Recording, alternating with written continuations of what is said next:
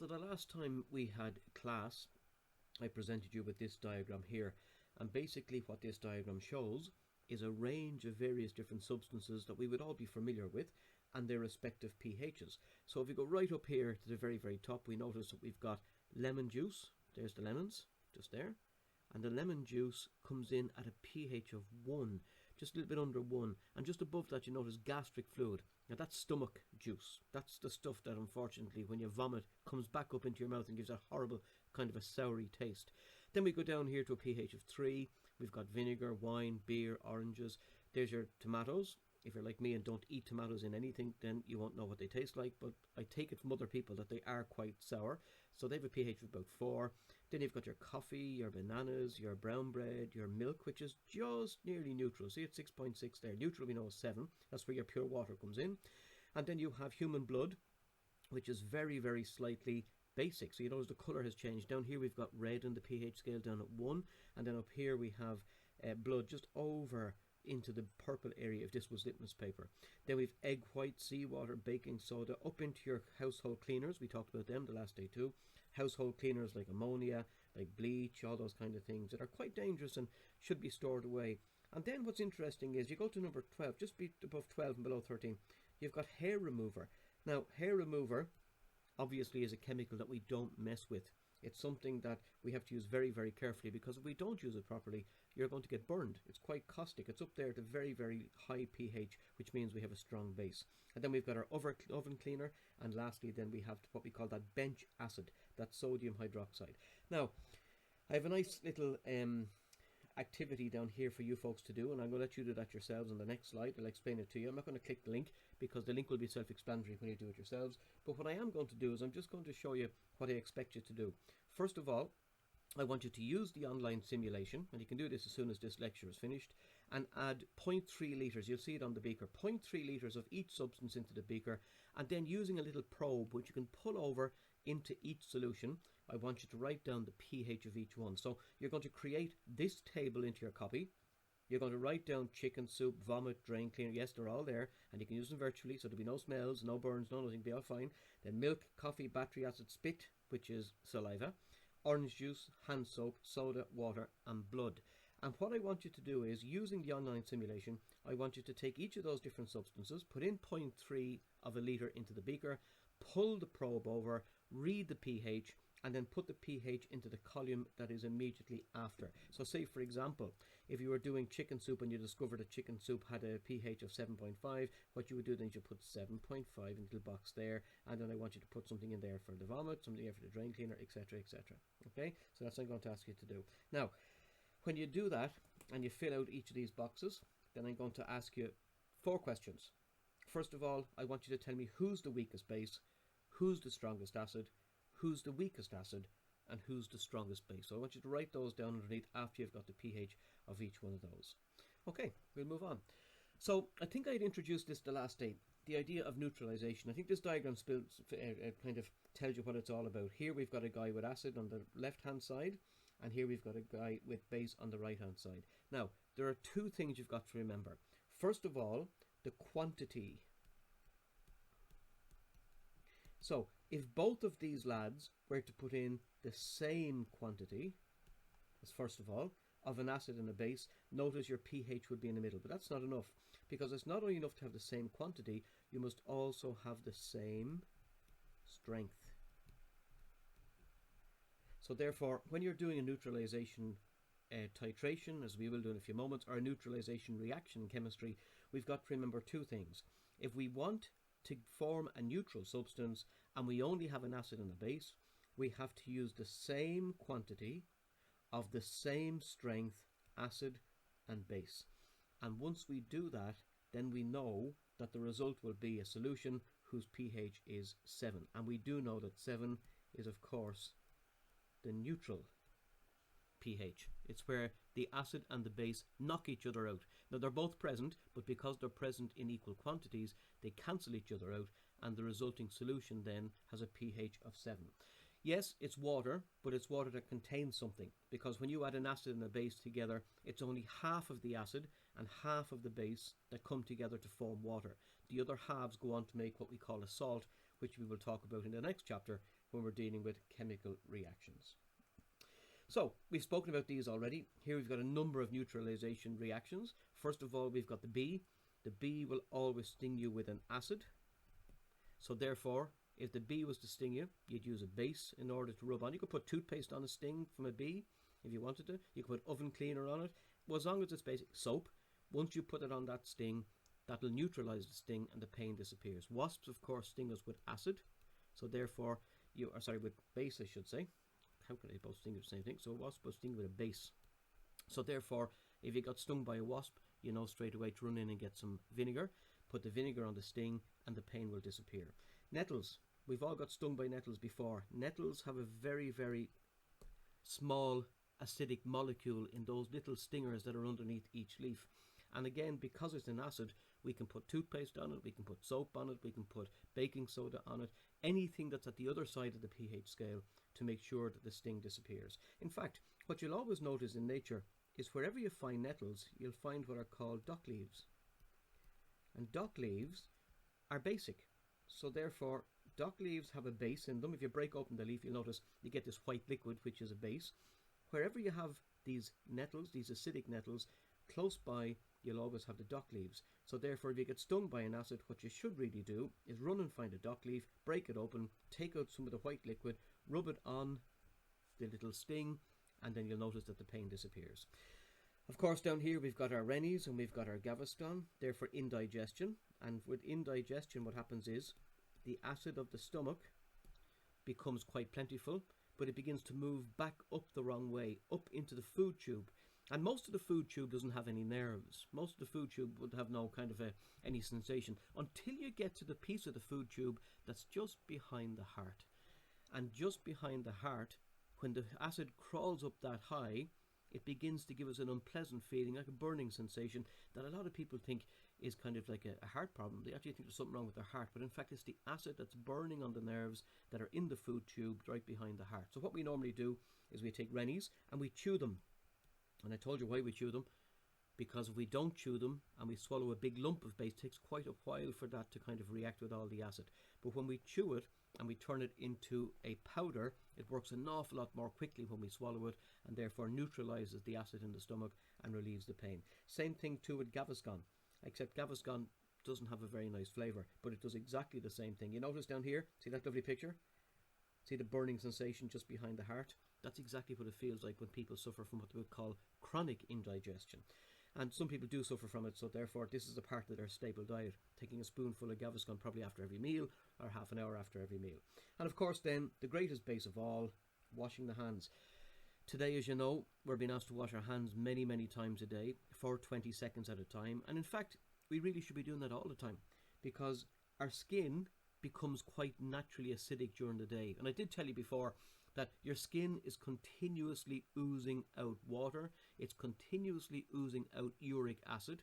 Yes, the same thing that's in your urine. And what we should do is when we wash our hands, use plenty of soap so that any of this uric acid that has come out onto our skin is neutralized by the base, and our hands are what we would call clean. Okay, so therefore, what is neutralization? If you're asked in a question to describe what neutralization is, I want you to remember this definition here. And you simply say to yourself, it's when an acid and a base react together to form, there's your water, but to form a salt and water.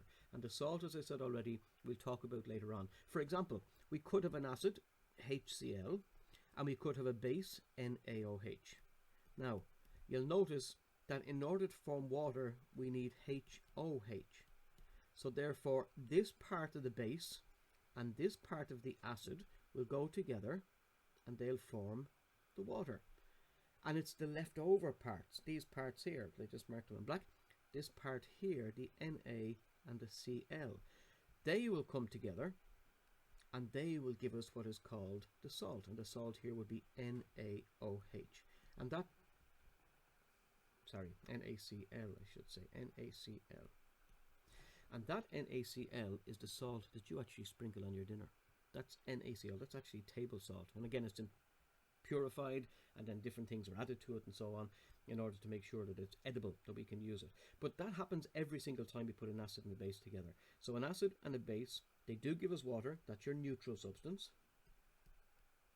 but then they also give us a salt, and that salt can be collected. And I'll show you how to do that in a moment when we talk about titrations.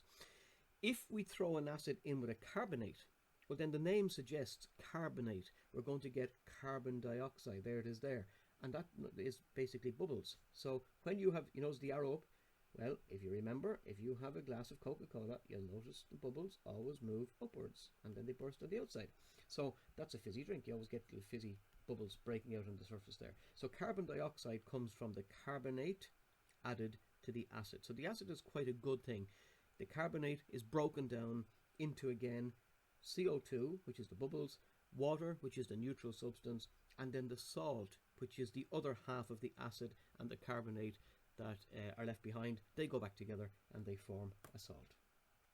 Now, this is what I want to talk about, and this is what unfortunately we didn't get a chance to do before we left school last week, and maybe we'll get a chance to do it before we finish up at the end of the summer, please God, if we're back in school in time. But it's the actual process of carrying out a neutralization reaction.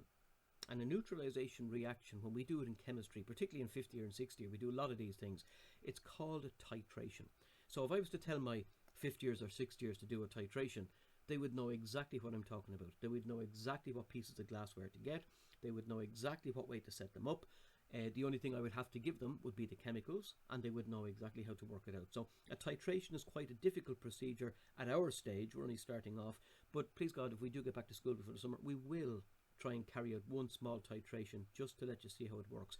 I have an animation here that I will show in a few moments that you can practice it yourselves, and you can see the color change virtually, but it's never the same as the real thing, but as good as we can get at the moment. So neutralization, if we want to get that reaction to happen in the laboratory, we have to undergo a procedure called a titration. Now that's a word you do need to remember.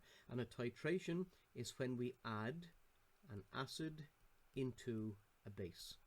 And of course, whenever we bring an acid and a base together, we will get a neutral substance, which we call water. Hence the reason why the whole thing is called a neutralization reaction. You'll notice two little pieces of glassware here. Look on the left hand side. Here you'll see a burette. And over here you'll see a pipette. And the burette and the pipette are two of the most important pieces of glassware that we use in a titration. They are both used to deliver very, very accurate volumes of base and acid. In fact, this pipette over here is always used to deliver a base into a conical flask, whereas the burette is always used to deliver acid. And we never do it the other way around, because you see this tap down here, this little tap mechanism can be affected by a base. So therefore we never put that in there. We always leave the burette for the acid. So we set up our burette and we take our pipette, and you'll notice the second paragraph there. We use them to accurately measure the volume of an acid, and we use the pipette to accurately measure the volume of a base. You'll notice there's only one measurement. I don't know if you can see it on this little diagram over the right hand side. There's only one little measurement there, and it's just here. If I was to look at this very, very carefully with my eye, here's my light, like that, you'll notice that just there, whoops, just there, we have a mark. I don't know whether you can see it or not. There's a little mark just there. And that mark is where I've got to bring the liquid up to.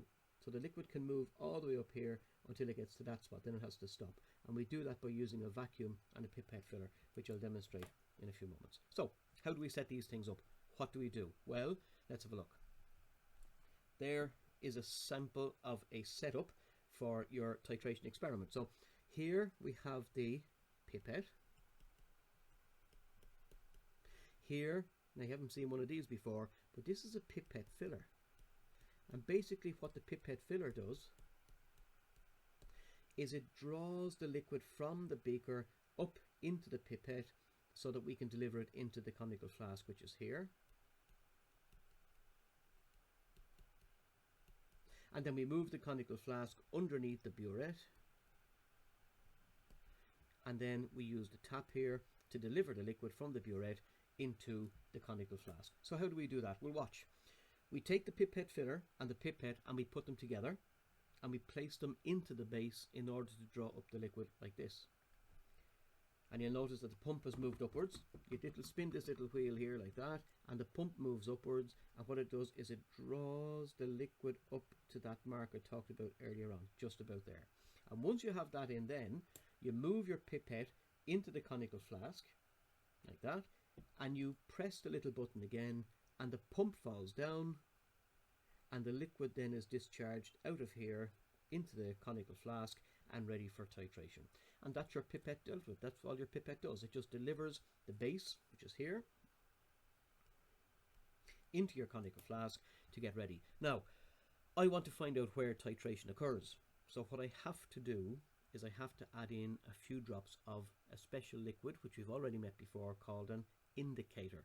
And you'll notice here that this indicator is a kind of a nice orange colour. In fact, it's called methyl orange because of its nice orange colour. So we squidge that in, like so. You notice now the colour of the water has changed. See that? The water is now orange, which means that the water, or the liquid I should say, in there is a base. So we're going to use that liquid now. We're going to put that liquid over here underneath the burette and get ready for titration. So all we have to do now is take the tap very, very carefully here. There's the tap, which is going to deliver the acid down into this conical flask, and we keep watching all the time as to what's happening in relation to the height of that acid in the burette. So let's do that and see what happens. Plump. Open the tap, see that? The liquid goes in, but you notice now that the methyl orange indicator has changed colour, and has changed colour to a kind of a reddish colour, which means that we have reached the point of neutralisation. So therefore, at this stage, my titration is finished. My liquid in here now is neutral, and don't forget that in there will be water, but there'll also be a salt. Now some of you will ask, well, can we take the salt out? Well, at the moment, no, because of the colour of the liquid. So what we could do is we could run the whole thing again, this time without indicator. So we look and see, first of all, we have to go up here and look and see what amount of acid did I add in. So you would take that reading there, and you'd say, okay, I need 15 centimeters cubed of acid, let's say. And I would run the entire titration again, this time without using any indicator. So to keep the liquid in the conical flask as colourless as possible, I would run it again, and once I've put in the 15 centimeters cubed, I know I have reached neutralisation. So I take the contents of the conical flask, I put them into an evaporating basin like that, I heat them strongly, and what will happen is, you'll notice this will begin to steam and all the water will disappear, and eventually you'll get your little basin like that, and inside your basin will be your crystals of salt, like that. And we've already done that in the lab, so you understand that procedure. Okay, at this stage I'm going to leave you be. I'm going to finish at that with the separation of the salt. That finishes that chapter. So what I'm going to leave you with is, I want you to go back over the slides. I want you to take that simulation that dealt with the various different liquids. I want you to find out their pHs, put that table into your copies, and then I want you to go to pages 267 and onto page 268, and I want you to do all the questions between 267 and 268 for Thursday.